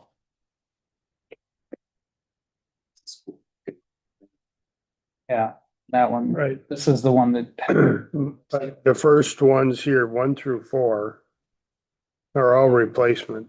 Yeah, that's a complete replacement. yeah, and we have, 2 through 4 is complete I replacement. didn't put too many ones on there at the bottom, just one square. You're right. Mike didn't do us any favors by rating a lot of them 4 to 5. That's, If 4s are replaceable, you got a lot of 4 to 5. But if we took, you have a list of them from one that fit into this 1 through 4. Yeah. You have that list. So if you were to send a letter to that group of people saying that, in the next, let's just pick a date. August of 27. You have to August of 27 to bring Just fix your sidewalk. your sidewalks up to code. Um, and in the code, you explain the ordinance. Yeah. I think you're going to get a lot of response, but you're giving them time to work through this. I'm just Yeah. talking through this. Right. So that gives them a year and a half. I mean, they could do it this fall if they could. Well, especially if it's just one square. Right. If it's just one of those squares, that's, Give them ample time. yeah, absolutely. Yeah. And then as of August of next year, we then will take it upon ourselves and I may be blowing this off. The village will replace it, but it'll be on your On your tax time. dollars. Yeah. Yeah. I'm just, and again, Well, modify what I'm saying. That sounds, right. Same thing that we do with grass. Yeah. You're not gonna, if they don't cut it, then we cut it and it gets billed back. They But again, I think the whole thing, I think a lot of people don't think that. don't know that they're They supposed don't know to maintain that it. they own it. And that we even have an ordinance. And the biggest thing is, it's just like anything, it kicks you in the butt, because once you identify a hazard, once we, as the village, have identified a hazard, we assume an obligation to rectify it. And so, Well, I want to clarify that because I've already went through that with a lawyer. We had that same issue up at school. And that year that we went through and we had $200,000 worth of items that we had to do to meet handicap standards. The judge said, because we went to the judge and says, look, we can't do this. We don't have $200,000 in the budget. He says, as long as you're working towards it. sure. So if you do $10 this year and $10 for the next 100 years, that's fine. But as long as you're making an effort, because you cannot possibly keep up, is what his point was. So I know but legally we're doing it already, given sending the letter out. Yeah, I think you said you take your poor ones and say, yeah, we need to fix these somehow. You know, at least your sidewalks are one through four, you gotta at least get it to a 5 or 6. I Yeah. don't care how you do it, but Yeah. fix it so it's not a trip hazard. And even if we send them all out this year, next year there'd be more. Yeah. Well, the idea would be to address the entire inventory over some amount of time. Yeah. So correct me if I'm mistaken, the reason they never put re-rod in the sidewalk is so it's easy to replace? There's no re-rod. Well, you put it in 5-foot squares, so it shouldn't break. There was Oh, probably right. something done around that. Yeah. Yeah, when we were No foam and there's a lot of this is there's no foundation. Well, it's laying on the ground. It's laying on top of like the soil. Yeah. No, they don't dig down 12 inches and put sand fill in or whatever you want. Right. That doesn't happen. Yeah, we'd write the spec up. We already have a spec for our sidewalks anyway. It'd basically be 4 inches. Unless it's at a driveway approach, then it's gonna And be. again, that's something that we need to include in the letter is there is a standard. Because There would be 5 feet less. Our sidewalks are 5 feet away for replacement. again, you can add and subtract. And the reason I didn't want to go to November of next year is if they don't fix it by August, some of this might have to be done on our nickel so that I shouldn't say our nickel. Yeah, we'll have to do it. We'll take control of it. Right, so It's not our nickel. if we have to do the work, there's time to put it on Do the it. tax roll by the end of the year, that's what you're saying. So I guess Then if you're there's- giving them that much time, you should just send them a list. Their notices. Well, you can imagine a situation where, I mean, if you sent out a list to 250 residents and said, you got these sidewalks to fix, and they all wanted to put it on their tax roll, we wouldn't be able to afford I'm looking at number 6. to do that. Somebody's gonna be down here right now on number 6.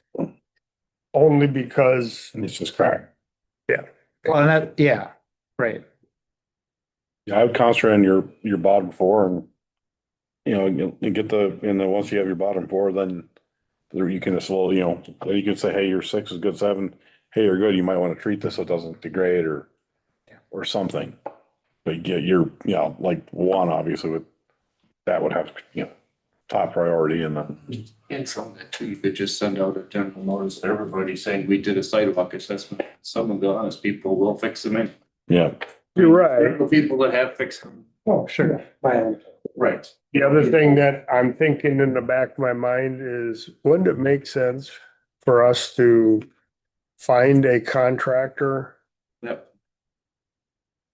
that this would be the contractor to use because he has the best price?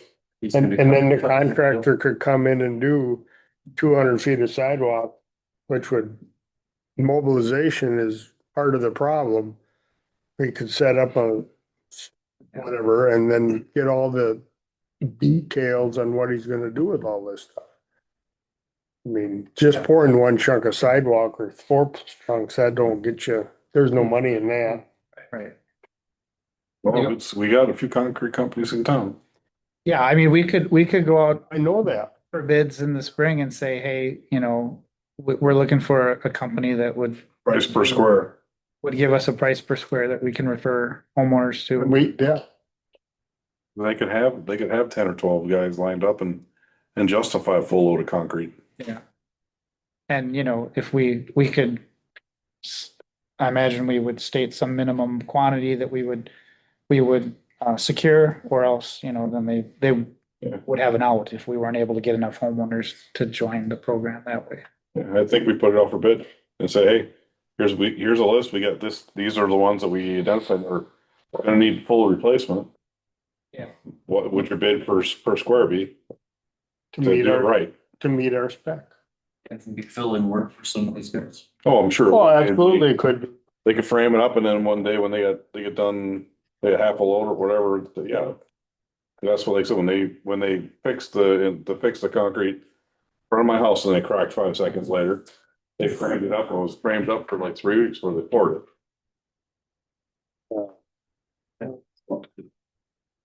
That and the gas line. Poured it and cracked instantly. No, take the gas line out. We pitch it out. Just put it in. Yeah, anything else on that? Nope, I'll work on Go down to that. 13. Bids. Discussion possible action on agreement with Ellis Stoll Construction for damages resulting from the miscalibration of equipment in water treatment plant number 2.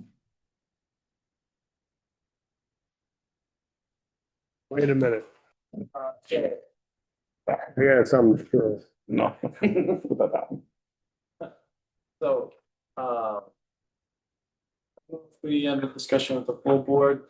just the 2 of us, I think. Yeah, so to take all the way back to, say, like, January, we started the plant, water treatment plant 2, we officially commissioned it, I'd say late 2025. So we had what we thought was everything kind of dialed in, ready to basically put drinking water out to the system. We waited until after the new year for some DNR issues that came up. And we started actually pushing water to the village like mid-January. In that time, the way we had set it up, there was work to be done at all the other water treatment sites and wells throughout the village. So John wanted to run the new plant 2 weeks before we took everything else online or offline to do the electronics upgrades. So in that time, he was going back and forth between the 2 plants. He started noticing an uptick in water usage. This coincided with that really cold snap that we had at the end of January, and also unfortunately some issues that arrived at the Quick Trip car wash. So we thought that there was a water main break under Quick Trip. They excavated that. Then when we thought that was fixed, then we basically shut down all the old system and we're just running off of the brand new treatment facility. In that time, we still noticed an increase in water. So then John brought it up to us as well as the contractors. He had one of the field techs from LWL just double check the pieces of equipment that basically measure flow coming out of the plant. And that's when they realized that there's a calibration in this piece of equipment that was not done properly. So we were reading water at like, should have been in the sixes and we were at 10.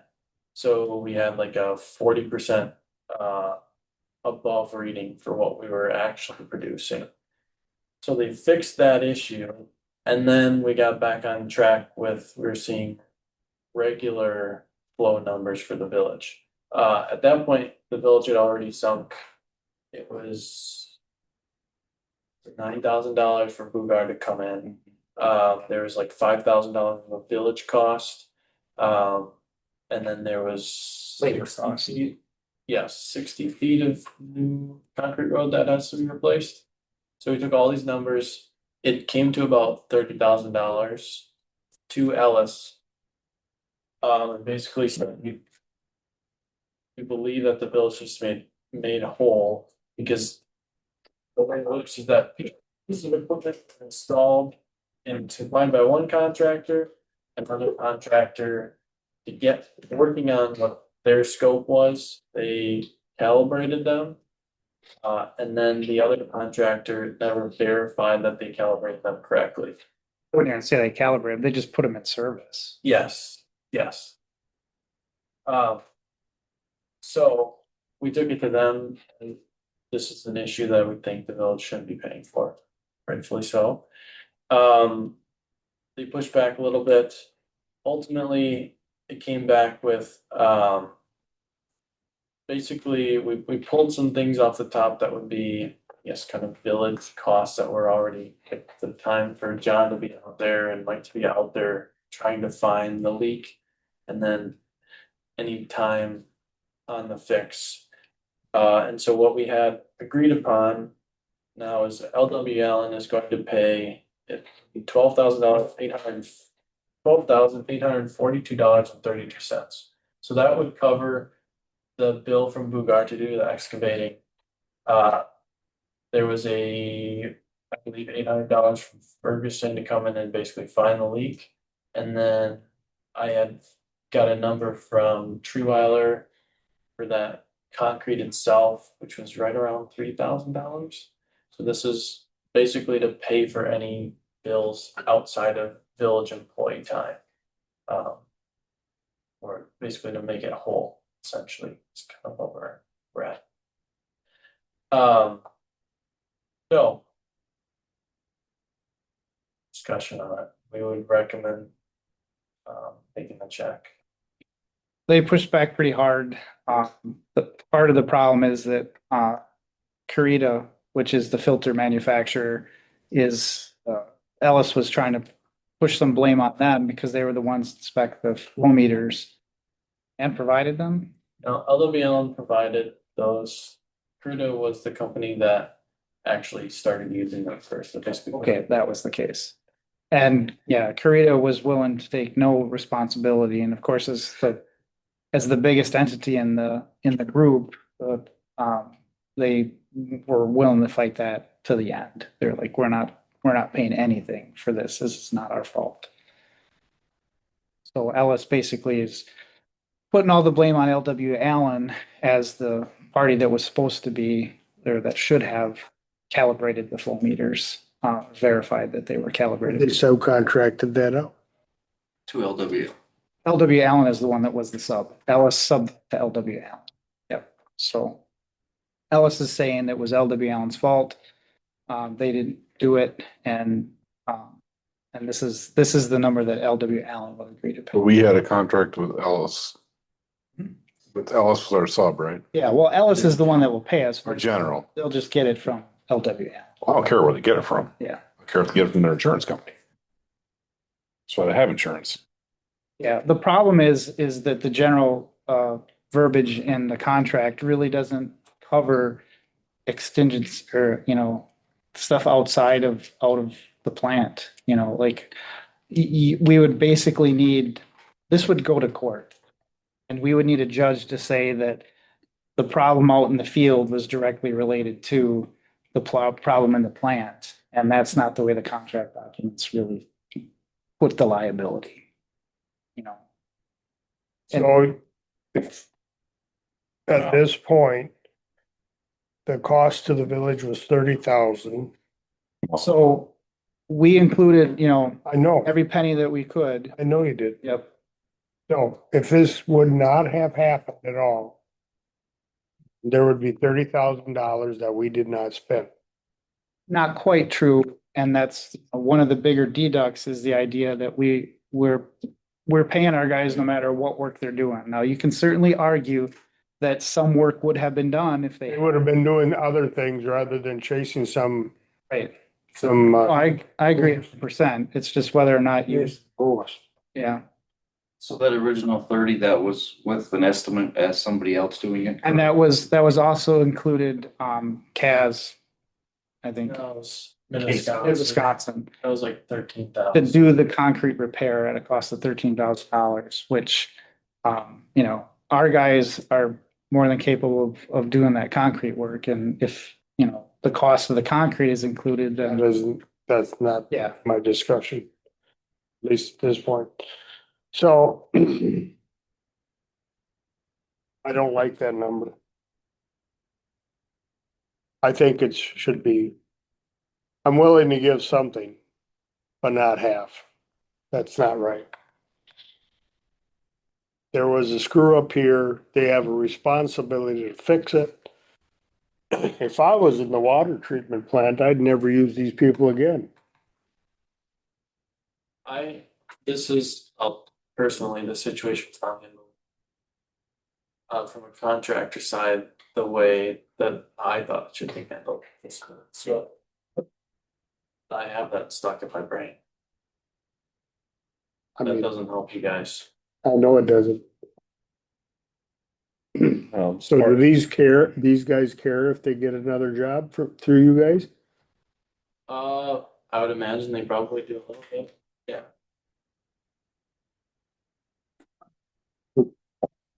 Like I said, I mean, it's ultimately the general's, it's gonna fall on the general because he's the one that we had a contract with.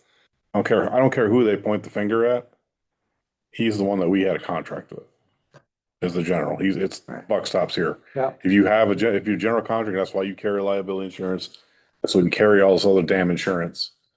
I don't care where you get it from, but something you did fucked up something down the road. I don't care if you installed a pump and it was 100 PSI over the limit and blew 3 pipes out down the street. That's still not my problem. You were supposed to do this, was all you guys were supposed to vet this, these were your subs. It's on you. You're the general. That's just the way it works. So, I mean, I'd love to see that number higher, but if we can get reimbursed for actual damages and not labor, I'm okay with that. I'd like to see more. I'd like to see some of our labor costs covered, but And you're saying that what's written up, it doesn't agree to anything outside of the plant as far as, Yeah, I would defer to Max to know those contract documents better than me, but it's my understanding that that is a pretty gray area. We have the site covered very well and the connections that we made to the utilities, which was basically right on Cozy Street. Beyond that, there's not a whole lot in there. Now you're leaning on like kind of the general, there's a document that we have that's basically a joint document together by engineers and contractors. So we agreed upon for just broad spectrum okay, projects. It gets really gray in there about anything outside of that. so what's our attorney Have you looked at this then to, No, I haven't brought it up to. what I'm getting at is, are we better off this way or should we contest it? I guess Max could walk us through the steps. I mean, if we say that this is unacceptable, they've submitted their final pay request that we would approve at the next board meeting in July. So, you know, are we within our rights to subtract that amount from the final pay request and say Yeah, this so is what you owe us? it would work basically, so what you have left is about $120,000 in retainage that's gonna be let at this. So you would, whatever you see fit would be pulled off the top of that. And you would basically say that this is what we deem as, like damages, that we wanna recoup. Then it would go to claim, or then it would be a court process. So it'd be their lawyers. Yep. Village lawyer. It will be, yeah. It all makes sense. So does any of this stuff have warranties on it? Pumps or right flow regulators? All that stuff has at least a 1 year workmanship warranty, and then the warranty varies, I'll say 1 to 3 years on the equipment itself. Okay. So at bare minimal, this should have been caught under some kind of warranty. No, This is I would call it a workmanship warranty, Yeah. because there's a calibration, basically test that the LWL, the contractor is gonna. Well, that's why it was supposed to be double tested. Yes, they're the ones that. It was dropped, the ball was dropped twice. pretty much. I I would, don't know, what do you mean by double test? Well, they were supposed to calibrate it and it's supposed to be checked by a secondary The person. machines come calibrated. With a correction factor that is applicable depending on the Right. application in which it's installed. So what you're adjusting is that calibration coefficient to match your field conditions. Sure. And that's what but even from the manufacturer is way out of, the manufacturer will set it at but it was way out of 100%. calibration. 100%. Yeah, but I mean, yeah, it's a horse apiece. Technically, it's. Well, I mean, I know where you come from, Al, and I'd be good for going for the smaller number because by the time we pay a lawyer, it's gonna be a pain in the ass. So if they agree to the smaller number for actual damages, that's what I would go after because Well, we're gonna waste that money in legal fees. So, we should recoup something. So if we take the 30,000, 60% would be 20,000. We withhold 20,000. Like I said, I just gotta, Are they gonna fight about a couple well, do thousand we, dollars? do we want to fight over $20,000 that costs us $40,000 in legal? We're not gonna spend 40,000 legal. And lawyers that up pretty quick. They're gonna file a small claim court for $5,000. If they think they're gonna win. If they think they're. Well, like I said, I just don't want to get into a legal battle. Well, I know why they came up with the dollar value, because they can use the labor against it.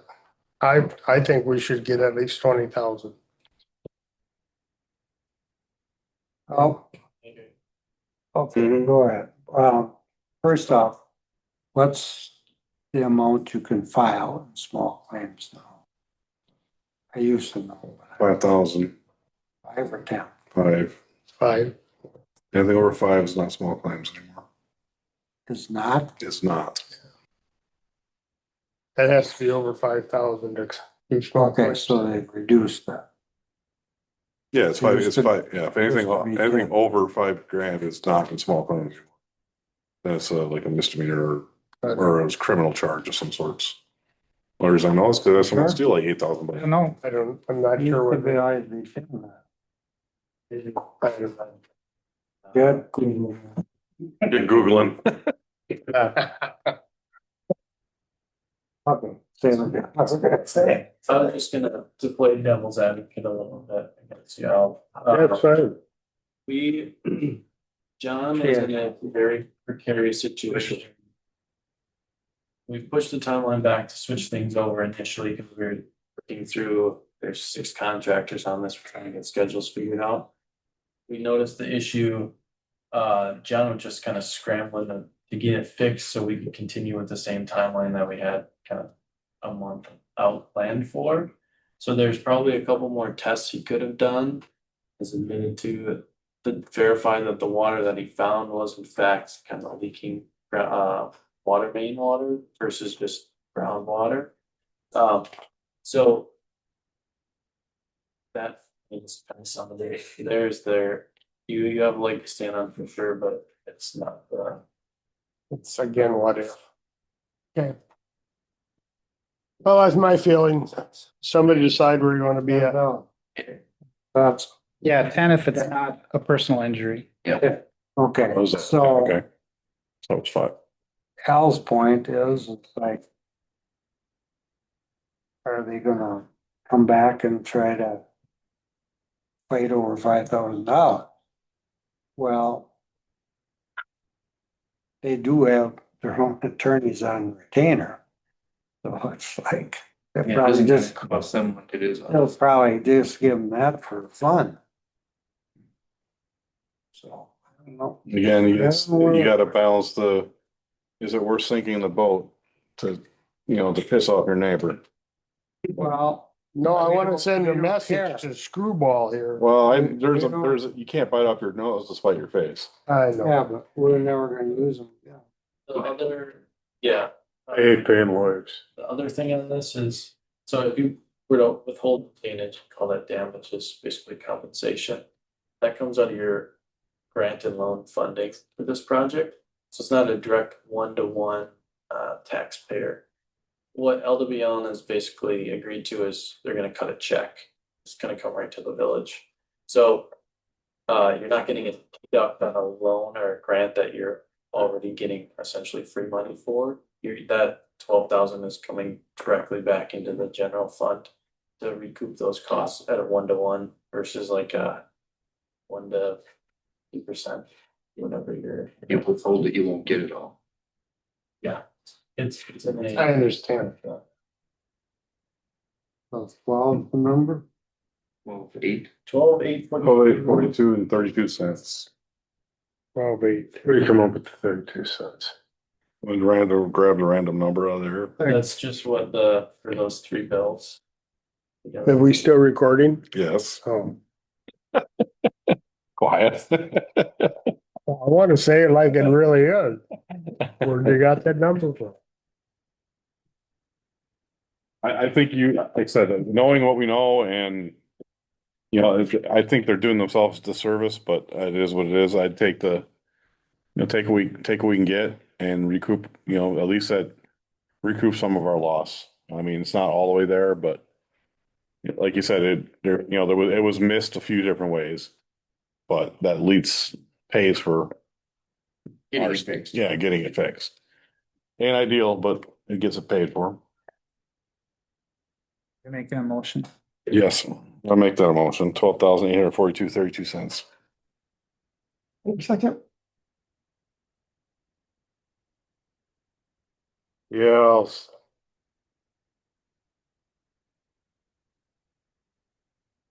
roll call. We're not spending money, but it It's is, true. it's, Okay, all in if you favor? want to roll call, you're welcome to call. All right, so they're not spending money. All in favor, say aye. Opposed? Aye. Motion carried. You want your votes recorded as nays? Just say it wasn't unanimous. That's all I care about. Yeah, That's the only reason I did it. Yeah. okay. Moving on. A motion to enter into closed session for Wisconsin statute 19.851C. So moved. Second. All in favor, say aye. I Opposed? It's your, Yeah, I gotta hit. Thanks for your work. thank you guys. I agree with you 100%. I know. It's not something that'll stick in. There's always gotta be a jackass in his mouth. Pause. Motion to adjourn. Back in open session. I will second that one. In favor of adjournment, say aye. Aye. Sure. Meeting over. Need you for 2 minutes. Hit your button, Chris. Yeah.